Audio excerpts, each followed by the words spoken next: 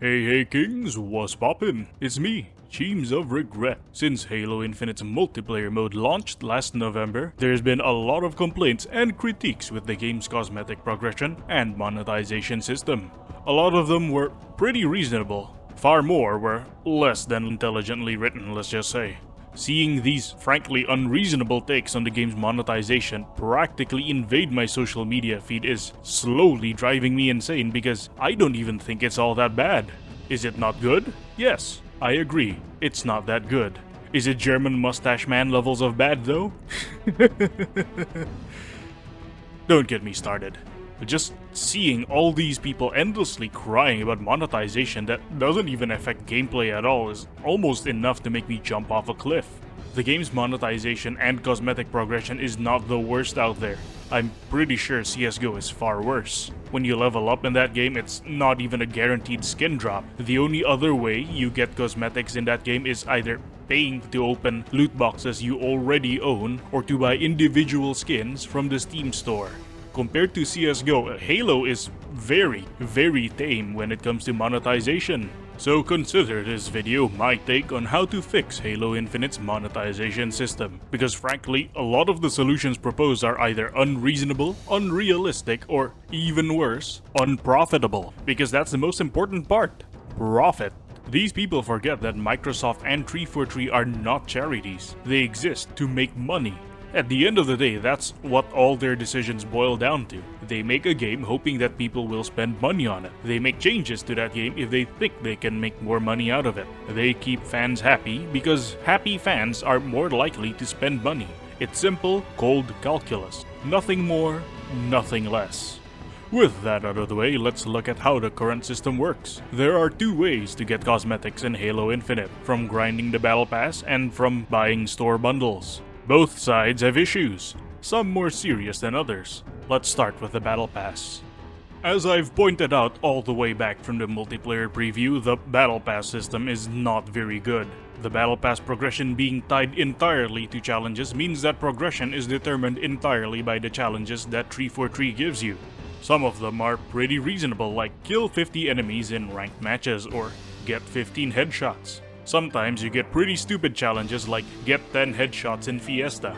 Having to somehow score multiple headshots in a game mode that might not even spawn you with weapons that can deal headshots is honestly just brain dead. The challenges themselves are not a big problem. Getting XP from completing challenges is a fun way to reward swapping up playstyles. The problem is that the whole system falls flat when challenges become the only way to earn XP.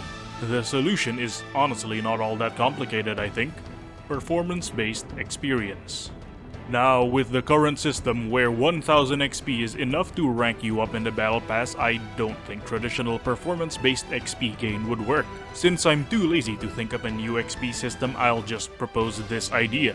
XP gain from medals. Medals are awarded based on player performance, from getting kills to playing objectives, so on and so forth.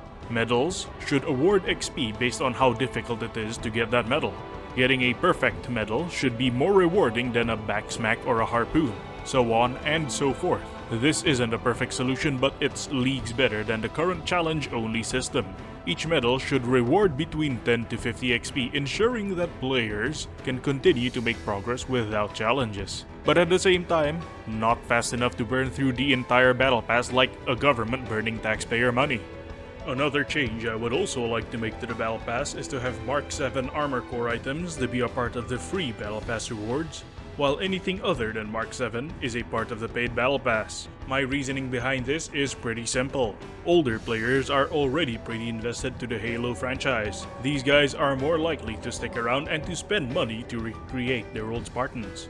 However, new players might be less inclined to stick around since they have none of that emotional investment. With this in mind, I want new players to be able to engage in customization without having to spend too much money. Think of it like the free line of crack the dealer gives you to get you hooked.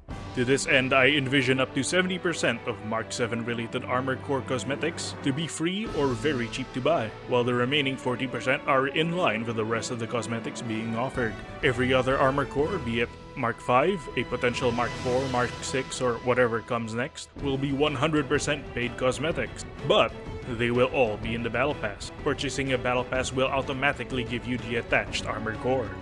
Now, with how I've been talking about armor cores and all that, you should realize by now that I don't intend to have cross-core customization, at least for armor pieces. Armor pieces are what differentiates the different armor cores after all. For armor coatings, on the other hand, I think 90% of them should work fine cross-core. However, I think that armor coatings should coat individual armor pieces as opposed to the entire armor set.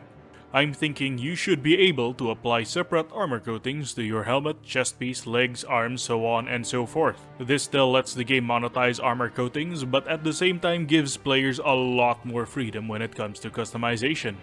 With weapon skins, I don't really see much of a problem with the current system. Maybe let us customize alien weapons and throw in the ability to move and resize weapon emblems, but that's honestly about it really. With the Battle Pass and cosmetic system overhauled, let's now talk about the store. The Halo Infinite store is a bit of a meme right now. This is from a pricing and from an items offered perspective. Since I mentioned pricing first, let's talk about fixing the pricing. The first step to solving the pricing issue is to add an extra 0 to the back of all the price tags. But wait! I may hear some of you say, multiplying the prices by 10 isn't going to solve any of the store's problems. It exacerbates it. You're making things even worse. Well, that certainly is a very logical and well thought out counterpoint, as I've come to expect from my intelligent, cultured, and well endowed audience. However, I'm not done detailing the pricing fixes. Adding an extra 0 to the prices is just step 1 in the fix. Step 2 is adjusting the conversion rate to match it. So we go from $10 equals to 1,000 credits to $10 equals to 10,000. This gives us a lot of leeway in the way we price things, and this plays into the currency rewards I mentioned earlier.